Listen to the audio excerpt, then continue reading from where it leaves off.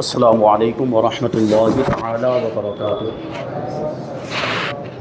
نحمده ونصلي ونسلم على رسوله الكريم اما بعد فاعوذ باللہ من الشیطان الرجیم بسم اللہ الرحمن الرحیم ان اولیاؤہ الا المتقون صدق اللہ العظیم۔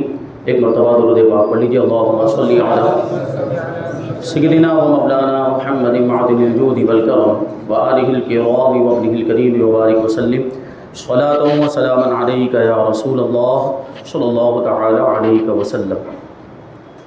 عزیزان ملت اسلامیہ، جیسا کہ آپ سب جانتے ہیں کہ ہم اور آپ حضور اشرف الفقہاء خلیفہ حضور مفتی اعظم ہند، مفتی اعظم مہاراشٹر، شارح کلام رضا حضرت علامہ مفتی محمد مجیب اشرف رضوی رحمۃ اللہ تعالی علیہ کی بارگاہ میں خراج عقیدت پیش کرنے کے لیے حاضر آئے۔ اللہ تبارک و تعالی ہماری حاضری کو قبول فرمائے۔ حضور اشرف الفقہاء کی شخصیت یہ ہمہ جہت اور ہمہ گیر شخصیت تھی۔ اللہ تبارک و تعالی نے بے پناہ خوبیاں عطا فرمائی تھی اور حضور اشرف الفقہاء نے اپنی تمام خوبیوں کو اور ساری صلاحیتوں کو دین کی خدمت کے لیے استعمال کیا، اور بڑی دور اندیش شخصیت کہ کہاں پہ کیسے بات کرنی ہے، موقع محل کو دیکھنا، موقع کی نزاکت کو دیکھنا، اور کس بات کا کیا نتیجہ نکلے گا، کس بات کا کیا انجام ہوگا، ان ساری چیزوں کو مد نظر رکھا کرتے تھے، اور اس کے مطابق ہی بڑی نپی تلی باتیں آپ ارشاد فرمایا کرتے تھے۔ یہ حضور اشرف الفقہاء کی بڑی نمایاں خوبی آپ کی دور اندیشی۔ ایک مرتبہ میں نے حضور عزیز العلماء سے بھی یہ بات عرض کی کہ ہماری یہ خواہش تھی کہ فارغ ہونے کے بعد حضرت کی بارگاہ میں رہیں ایک عرصے تک، تاکہ کچھ سیکھنے کو ملے، کیونکہ حضرت سے بھی ابھی اس وقت ہم بہت سی باتیں حضور اشرف الفقہاء کے تعلق سے سنتے رہتے ہیں، تو ایسا ہوتا ہے کہ کاش کہ حضرت ابھی حیات ہوتے تو یہ باتیں ڈائریکٹ ہمیں حضرت ہی سے سیکھنے کو ملتی۔ جب ہم پڑھ رہے تھے تو ہمارے احباب یہ کہا کرتے تھے کہ کتابوں سے علم حاصل کرنا ایک الگ چیز ہوتی ہے، اور روحانی فیض اور روحانی تربیت یہ الگ چیز ہوا کرتی ہے۔ تو کتابوں سے علم حاصل کرنے کے بعد یعنی سند یافتہ عالم یا مفتی آپ بن گئے، تو بہتر یہ ہے کہ اس کے بعد آپ کسی روحانی شخصیت کے زیر تربیت رہیں، تاکہ آپ کی صلاحیتوں میں اور نکھار آئے۔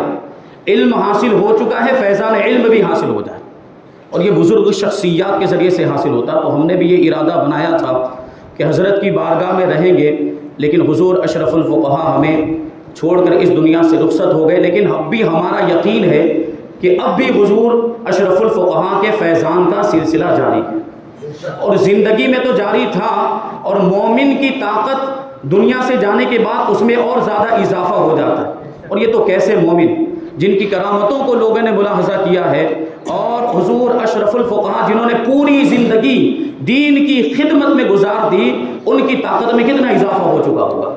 ہمارا یقین ہے کہ حضور اشرف الفقہاء کا فیض اب بھی جاری ہے، اور وہ موسلادھار بارش کی طرح ہم پر برس رہا۔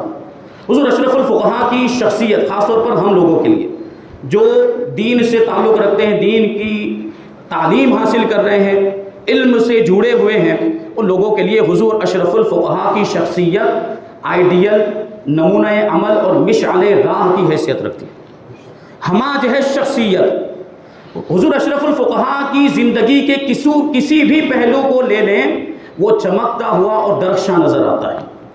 حضور اشرف الفقہاء نے یہ ہمارے لیے سنگ میل بنا دیا ہے۔ حضور اشرف الفقہاء کی شخصیت کو اگر ہم آئیڈیل بنائیں تو ہم بھی اس میدان میں کامیاب ہو سکتے ہیں۔ دین کی خدمت، جب ہم مرید بنے تھے تو بالکل ناسمجھ چھوٹے بچے تھے، اور حضور اشرف الفقہاء کے مقام و مرتبے کو نہیں جانتے تھے، بلکہ صرف نورانی صورت کو دیکھ کر ہی ہم مرید بن گئے کہ اتنی نورانی شکل و صورت والا بزرگ یہ جھوٹے ہو ہی نہیں سکتے، اور یہ سوچ کر ہم نے آپ کے ہاتھ میں ہاتھ دے دیا۔ پھر جیسے جیسے وقت گزرتا گیا اور جیسے جیسے تعلیم حاصل کرتے گئے، حضور اشرف الفقہاء کا مقام و مرتبہ ہمارے ذہن و دماغ میں اور زیادہ روشن ہوتا چلا گیا۔ یہ ہماری ہے شخصیت. ہم سمجھتے تھے کہ حضور اشرف الفقہا کی خدمات کا دائرہ یہ صورت کے اندر محدود ہے، لیکن جیسے جیسے ہمارے علم میں اضافہ ہوا تو پتہ چلا کہ حضور اشرف الفقہا کہاں کہاں تشریف لے گئے اور کہاں کہاں مسلک اعلیٰ حضرت کے پیغام کو عام کیا. خاص طور پر 4 صوبے گجرات، مہاراشٹر، آندھرا پردیش اور ابھی 5 ہو گئے، اس میں سے تلنگانہ بھی نکل گیا اور پھر ہے کرناٹک. ان 5 صوبوں کو حضور اشرف الفقہا نے اپنے فیضان سے بہت زیادہ نوازا ہے. اور حضور اشرف الفقہا کی خدمات وہاں جو ہیں ان 4 صوبوں کے اندر وہ سنہری حروف سے لکھے جانے کے قابل ہیں.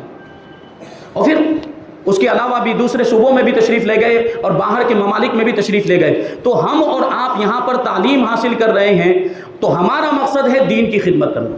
اگر ہم دین کی خدمت کرنا چاہتے ہیں تو ظاہر سی بات کسی نہ کسی کو آئیڈیل بنانا پڑتا ہے، اور آئیڈیل اس کو بنایا جاتا ہے جو کامیاب ہوتا ہے.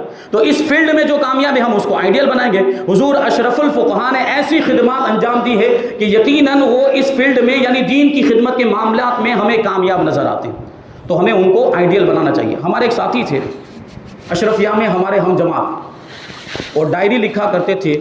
ڈائری لکھنے کی عادت، تو روزمرہ جو بھی کوئی ضروری واقعہ پیش آیا تو اس کو لکھ لیا کرتے تھے، یا کہیں سفر میں گئے تو پورا سفر نامہ لکھتے تھے، کوئی پروگرام ہوا تو اس کی رودات لکھتے تھے اور رپورٹ لکھتے تھے. یہ ڈائری لکھنے کا ان کا جو ہے کہ معمول تھا اور ان کی عادت تھی. اور انہوں نے ایک یہ ارادہ کیا تھا کہ اپنے جو بھی دوست اور احباب ہیں ان کا وہ انٹرویو لیں گے اور اس انٹرویو کو بھی وہ اپنی ڈائری کے اندر جگہ دیں. تو انہوں نے اپنے دوستوں کی فہرست میں مجھے بھی شامل کیا تھا. تو وہ میرے پاس بھی آئے، یہ ان کی ذرا نمازی تھی، اور میرا انٹرویو لیا انہوں نے. پہلے تو بنیادی معلومات جو ذاتیہ سے تعلق رکھتی، نام کیا ہے، پتہ کیا ہے، ایڈریس کیا ہے، کہاں رہتے ہیں اور کیا پڑھے، ابھی تک کہاں پہنچے، کہاں تک پڑھنے کا ارادہ، یہ ساری چیزیں. اور پھر انہوں نے ایک سوال پوچھا کہ آپ کی آئیڈیل شخصیت کون ہے. میں نے حضور اشرف الفقہا کا نام کیا، کیونکہ ہم نے دیکھا تھا کہ حضور اشرف الفقہا کس انداز میں دین کی خدمت کرتے ہیں، اور حضور اشرف الفقہا کو اللہ تبارک و تعالیٰ نے کیسی خوبیاں اور کیسی صلاحیتیں عطا فرمائی تھی جس کے اعتبار سے آپ ہر میدان میں کامیاب نظر آتے ہیں. اور کامیاب آدمی کو ہی تو آئیڈیل بنایا جاتا ہے، کامیاب آدمی ہی کو تو نمونہ عمل بنایا جاتا ہے. اس لیے میں نے ان سے کہا کہ حضور اشرف الفقہا ہمارے آئیڈیل. حضور اشرف الفقہا کی شخصیت، میں ایک واقعہ بیان کر کے اپنی بات کو ختم کر دوں گا، وقت بہت کم. 2019 کے اواخر میں ہم لوگ نوساری آئے تھے حضور اشرف الفقہا سے ملاقات کرنے کے لیے. حضور اشرف الفقہا یہاں پہ تشریف لائے تھے. دارالعلوم انوار رضا میں تقسیم انعامات کا پروگرام تھا. حضرت کی قیام گاہ پہ ہم لوگ پہنچے، دعوت کا انتظام، اور کچھ دوسرے احباب بھی تشریف لائے ہوئے تھے، اصحاب ثروت، اہل خیر حضرات، یعنی سیٹھ لوگ بھی آئے ہوئے تھے.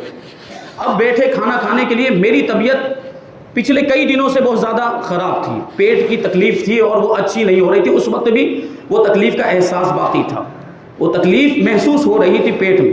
اسی وجہ سے کھانے میں بھی تکلف ہو رہا تھا، میں آہستہ آہستہ کھا رہا. اب یہاں پر دیکھیں حضور اشرف الفقہا کے کشف کا بھی اظہار ہوا اور حضور اشرف الفقہا کی کرامت کا بھی اظہار ہوا. میں نے ابھی تک یہ بات کسی کو بیان نہیں کی تھی. حضور اشرف الفقہا کھانا تناول کر رہے ہیں اور آپ کی ساری توجہ جو اصحاب ثروت اور اصحاب خیر حضرات یعنی سیٹھ لوگ تھے ان کے اوپر. حضور اشرف الفقہا ان کو کھانا بھی پیش کر رہے ہیں، کھانے کے لیے اصرار بھی کر رہے ہیں، اور کھائیے اور کھائیے، اور ان کے ساتھ مسکراتے ہوئے باتیں بھی کر رہے ہیں. تو میرے دل میں تھوڑا سا یہ خیال آیا کہ شاید یہ مالدار ہیں، اس وجہ سے ان پر اتنی توجہ دی جا رہی ہے. یہ اصحاب ثروت ہیں، اصحاب خیر ہیں، یہ سیٹھ لوگ ہیں، اس وجہ سے حضور اشرف الفقہا ان سے مسکرا کر باتیں کر رہے ہیں اور ان کو کھانے پر اصرار بھی کر رہے ہیں، بار بار کھانے کے لیے کہہ رہے ہیں اور ہم کو پوچھ بھی نہیں رہے. ابھی میرے دل میں یہ غلط فہمی پیدا ہوئی تھی جو بدگمانی کی شکل اختیار کرنے والی تھی. اس کے بدگمانی کی شکل اختیار کرنے سے پہلے ہی حضور اشرف الفقہا نے میری اس غلط فہمی کو بھی دور کر دیا. حضور اشرف الفقہا نے آپ کی پلیٹ کے اندر تھوڑی سی سبزی بچی ہوئی تھی اور ایک روٹی کا ٹکڑا بچا ہوا تھا. عام طور پر روٹی کے ہم 4 ٹکڑے کرتے ہیں تو اس میں سے ایک ٹکڑا بچا ہوا تھا اور تھوڑی سی سبزی بچی ہوئی تھی. حضور اشرف الفقہا نے اس سے پہلے بھی مجھ سے کہا تھا کہ کھائیے، لیکن اب کی مرتبہ حضور اشرف الفقہا نے اپنی پلیٹ ہی میری طرف بڑھا دی اور کہا کہ اب تو کھانا ہی پڑے گا. تو میں نے بھی عرض کیا کہ اس سے پہلے تو میں جو کھا رہا تھا وہ کھانا تھا، لیکن حضرت کی بارگاہ سے جو عطا ہوا ہے یہ کوئی معمولی کھانا نہیں، یہ تو تبرک ہے۔ تو دیکھیے میرے دل کے ارادے کو جان لیا، یہ حضور اشرف الفقہاء کا کشف ہے۔ اور دوسری چیز کیا، میں بیمار تھا، میں نے بھی آپ کو بتایا، پیٹ کی تکلیف تھی، جیسے ہی میں نے وہ روٹی کا ٹکڑا اور حضور اشرف الفقہاء کی بچی ہوئی سبزی کو کھایا، میں نے اپنی بیماری میں نمایاں تبدیلی محسوس کی۔ یہ حضور اشرف الفقہاء کی شخصیت ہے، ہم اور آپ ابھی تک سمجھ نہیں پائے ہوں گے، یہ دھیرے دھیرے پتہ چلے گا۔ حضور اشرف الفقہاء کو اللہ تبارک و تعالیٰ نے کیسا مقام و مرتبہ عطا فرمایا تھا۔ اللہ تبارک و تعالیٰ ہم سب کو حضور اشرف الفقہاء کے فیوز و برکات سے مالا مال فرمائے، ان کے نقش قدم پر چلنے کی توفیق عطا فرمائے، اور ان کے بتائے ہوئے چلے ہوئے راستے پر چلنے کی توفیق عطا فرمائے، اور ان کے مشن کو آگے بڑھانے کی توفیق عطا فرمائے۔ وما علینا الا البلاغ۔ السلام علیکم۔ ماشاءاللہ جی تو چار تک اس پر